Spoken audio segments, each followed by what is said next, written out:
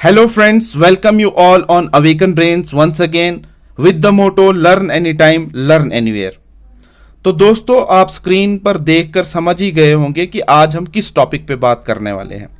जी हाँ, आज है दिन 1 फरवरी का, साल है 2022 और नेक्स्ट फाइनेंशियल ईयर का बजट आज के दिन हमारी पार्लियामेंट ऑफ इंडिया में फाइनेंस मिनिस्टर जो इंडिया की इस वक्त हैं, यूनियन ऑफ इंडिया की हैं, उन्होंने पेश किया।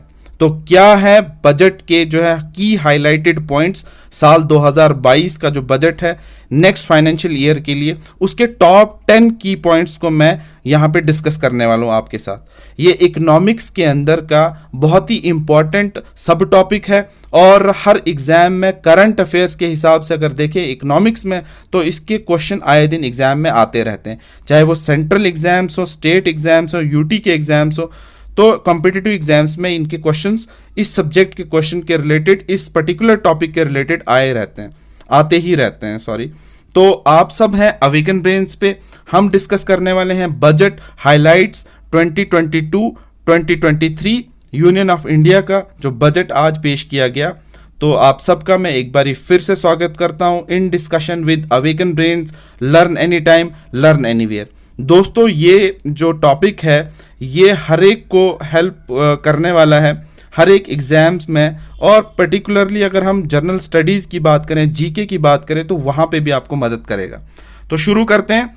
आप अपनी स्क्रीन पे देख रहे होंगे budget highlights of 2022-23 union of India का बजट आज 1 फरवरी 2022 को पार्लियामेंट ऑफ इंडिया में पेश किया गया। फाइनेंस मिनिस्टर जो हैं हमारी निर्मला सीतारमन जी के द्वारा, उन्होंने अपना 4th जो है यूनियन बजट आज 1 फरवरी 2022 को पार्लियामेंट ऑफ इंडिया के अंदर पेश किया। इससे पहले कि मैं इस बजट की हाइलाइट्स के बारे में बात करूं, यहाँ पे आपको एक बात समझने वाली है कि ये 2017 में जो है वो उस टाइम के फाइनेंस मिनिस्टर जो हमारे लेट मिस्टर अरुण जेटली जी उस टाइम के फाइनेंस मिनिस्टर थे, उन्होंने बजट जो पार्लियामेंट में फर्स्ट डेट को पेश किया फरवरी के बजाय लास्ट डेट ऑफ फरवरी के। तो उस टाइम से सिंस देन जो है ये बजट में जो है वो बजट की डेट में जो है बदलाव आया और तब से 1 फरवरी को ही हर साल बजट पेश किया जाता है।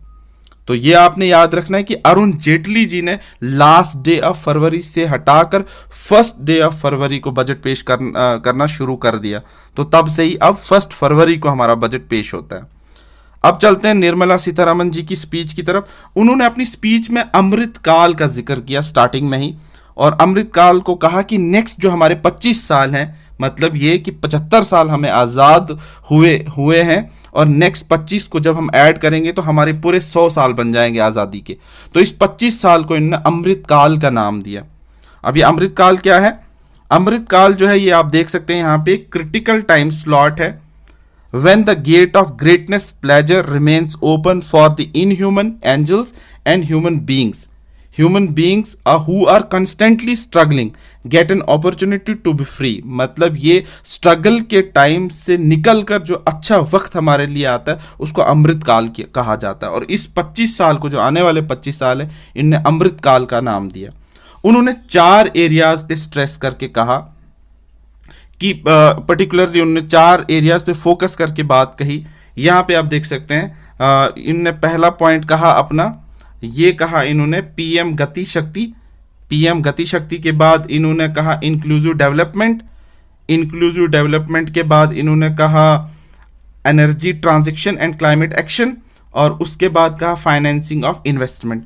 तो इन 4 बातों पर उन्होंने ज़्यादा फोकस किया। उसके बाद क्या होता है कि बजट में उन्होंने फाइनेंस मिनिस्टर जी जो है स्पीच में जो है उन्होंने big boost to capital expenditure को दिया। उन्होंने कहा ये अब होगी अप टू 35% जो है तक ये जो है रेज करेगी फॉर द फाइनेंशियल ईयर 2023। और उसके बाद उन्होंने कहा I am conscious of the need to nurture growth through public investment to become sustainable. और उसके बाद उन्होंने ये कहा She ended her first part of her speech and moved to the text measure। उन्होंने ये बात करने के बाद अपनी स्पीच में गैप लिया, रेस्ट किया, और उसके बाद नेक्स्ट वो टेक्स्ट मेजर की तरफ चली। तो ये की पॉइंट था उनका। उसके बाद नो सब्सटेंशियल चेंज जो है वो डायरेक्ट टैक्स में कोई चेंज नहीं, एक्सेप्ट 1 ईयर एक्सटेंशन दी गई of lower 15% corporate tax rate को फॉर मैन्युफैक्चरिंग यूनिट्स को। But the finance minister did announce a new provision on crypto tax, पर उन्होंने कहा कि हम नया प्रोविजन जो है वो लाएंगे। Equity market remained in decent cheer with gains of over 1% through the course of the speech, but bonds sold off as yield climbed over 15 basis points on the fiscal deficit and borrowing data. उसके अलावा उन्होंने यहाँ पे कहा कि financial year 2022 जो है physical deficit जो है हमारा वो रहा 6.9 ऑफ द जीडीपी, और फाइनेंशियल ईयर 2023 में फिजिकल डेफिसिट जो है प्रोजेक्ट किया जा रहा है 6.4 पर। उसके बाद उन्होंने क्या कहा, वो खास जो स्पीच के अंदर की हाईलाइटेड पॉइंट्स हैं, की पॉइंट्स हैं, टॉप 10 पॉइंट्स को हम यहाँ पे डिस्कस करने वाले हैं। तो शुरू करते हैं हमने अपने पहले पॉइंट से। तो पहला ही पॉइंट रहा कि capital expenditure to be stepped up by 35.4%। तो outlay for the capital expenditure to be upped, यहाँ पे कहा उन्होंने ₹4.54 लाख करोड़, अर्लियर टू 7.50 लाख करोड़ 2022-23। कहा कि वो रुपीज फ्रॉम 4.54 लाख करोड़ से जो अर्लियर था, अब हम 7.50 लाख करोड़ जो है 2022-23 में जो है इस पर जो है आ रहे हैं कैपिटल एक्सपेंडिचर पे। तो ये अमाउंट बना। उसके बाद नेक्स्ट उन्होंने अपना पॉइंट कहा, जो फोकस पॉइंट जो मैं हाईलाइटेड पॉइंट में कहूँगा, दूसरा पॉइंट था उनका पीएम गति शक्ति प्रोग्राम एम्फेसाइज्ड। अब इसमें पीएम गति शक्ति प्रोग्राम में क्या कहा उन्होंने कि 7 इंजन्स ऑफ ग्रोथ, यहाँ पे आप देख सकते हैं वो 7 इंजन्स ऑफ ग्रोथ में उन्होंने किस किस का जिक्र किया। वो उन्होंने जिक्र किया रोड्स का, रेलवेज का, रोड्स रेलवेज, यहाँ पे आप देख सकते हैं ये, सॉरी यहाँ पे ये देख सकते हैं आप। तो यहाँ पे उन्होंने बात की roads, railways, airports, ports, mass transport, waterways, logistic infrastructure के बारे में। तो national highways network will be expanded by 25,000 kilometre in financial year 2023। ₹20,000 crore जो है उस पर मोबिलाइज किया जाएगा through innovative ways of financing to complement the public resources. ये बहुत इंपॉर्टेंट पॉइंट है। नेक्स्ट पॉइंट रहेगा हमारा, ये था ECLGS schemes for MSMEs extended to March 2023 and expanded. अब इस पे क्या बात कही उन्होंने कहा added cover of ₹50,000 crore, total जो है उन्होंने cover now at ₹5 lakh crore. अब ये जो ECLGS स्कीम है ये क्या है, यहाँ पे आप देख सकते हैं ये emergency credit line guarantee scheme है, हैज प्रोवाइडेड किसको, much needed additional credit to more than 130 lakh MSMEs, ministry of micro small medium enterprises को। This has help them mitigate the adverse impact of pandemic. तो इससे इनको काफ़ी सारी मदद मिलेगी ministry of micro small medium enterprises को। नेक्स्ट बात करते हैं, फोर्थ पॉइंट था उनका SEZ को लेकर, स्पेशल इकोनॉमिक जोन को लेकर। तो यहां पे ये बात करेंगे हम कि स्पेशल इकोनॉमिक जोन के रिलेटेड उन्होंने क्या कहा कि SEZ act to be replaced with the new legislation. तो यहाँ पे जो स्पेशल इकोनॉमिक जोन का एक्ट है उसको हम रिप्लेस करेंगे, एक नई लेजिस्लेशन लाएंगे, नया कानून बदलाव लाएंगे। It will cover all large existing and new industrial enclaves to enhance competitiveness of exports. तो स्पेशल इकोनॉमिक जोन में कहा in part A of my speech, उसने ये कहा कि मेरी जो पार्ट ए थी स्पीच की, I have referred to the proposed reform in SEZs.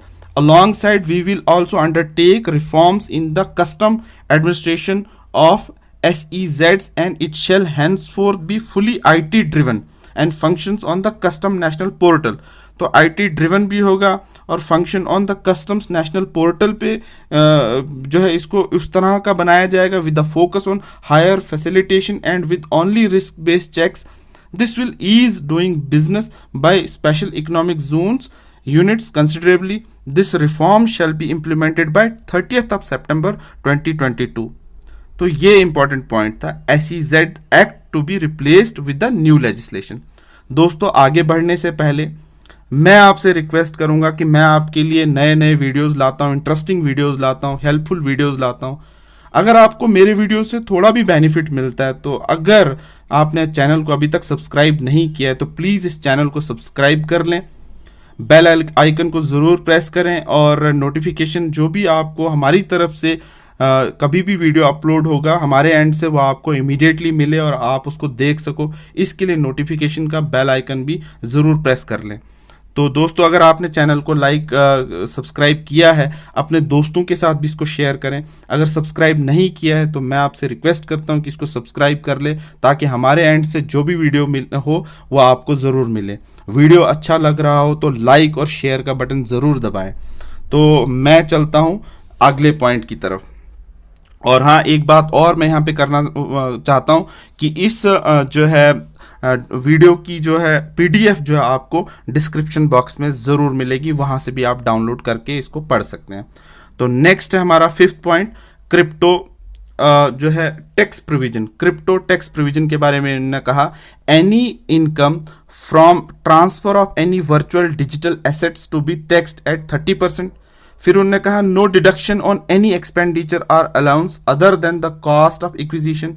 फिर उन्होंने TDS की बात की at 1% above certain monetary threshold. फिर 6th पॉइंट में उन्होंने कहा lower tax on new manufacturing units extended.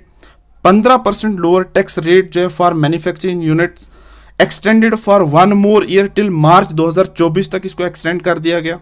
फिर उसके बाद 7 पॉइंट में उन्होंने कहा कि पोस्ट ऑफिस जो है उनको बूस्ट किया जाएगा कि वो बैंकिंग सिस्टम के साथ उनको जोड़ा जाए।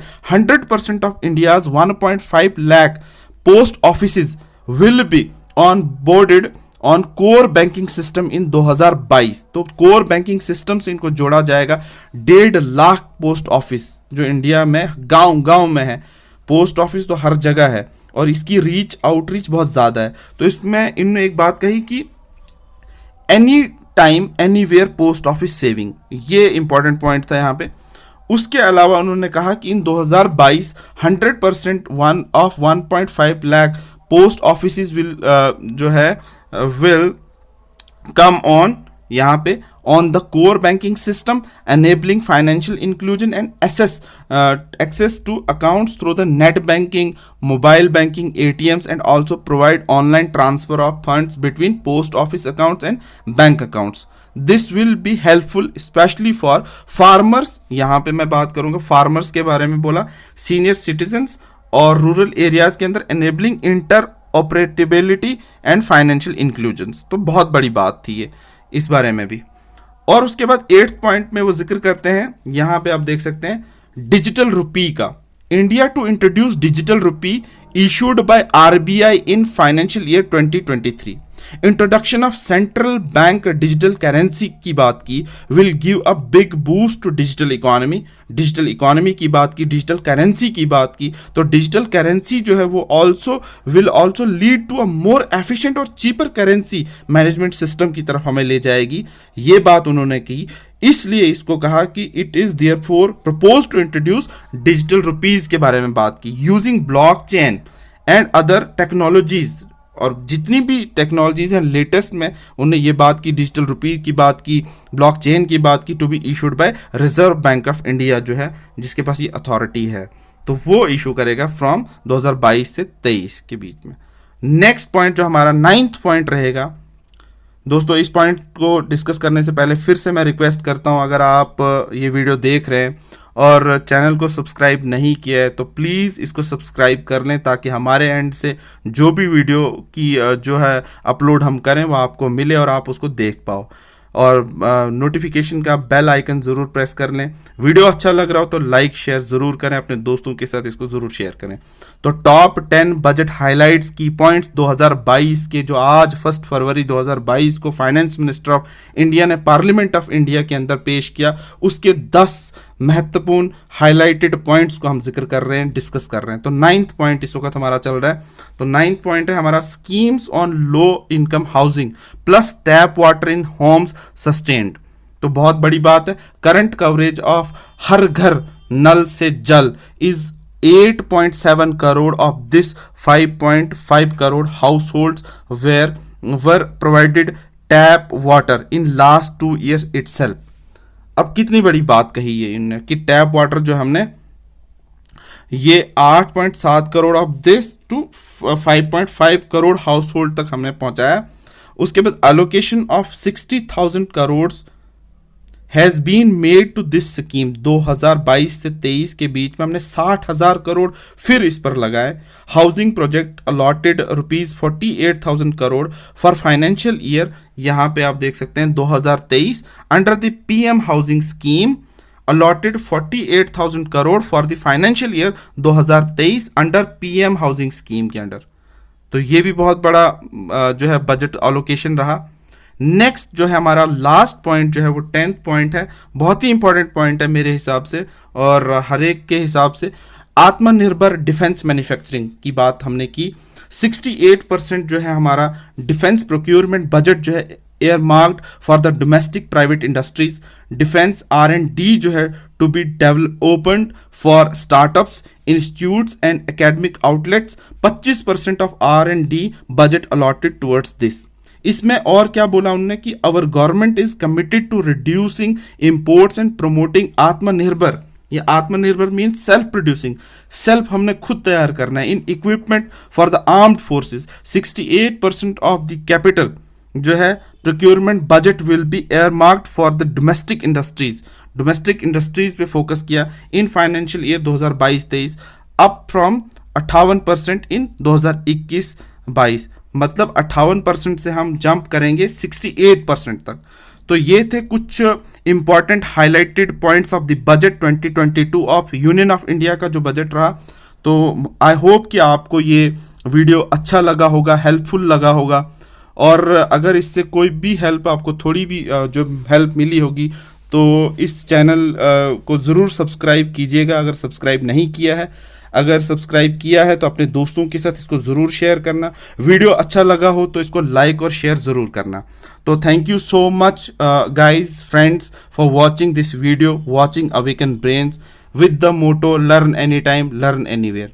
आई होप कि आपको ये वीडियो अच्छा लगा होगा। अगर आपका जवाब यस है तो प्लीज़ इस चैनल को सब्सक्राइब कर लें, अपने दोस्तों के साथ शेयर कर लें और वीडियो अच्छा लगा हो तो लाइक शेयर और कमेंट ज़रूर करें और सब्सक्राइब नहीं किया तो सब्सक्राइब ज़रूर करें। Stay blessed, stay safe, God bless you all. Thank you for watching Awaken brains.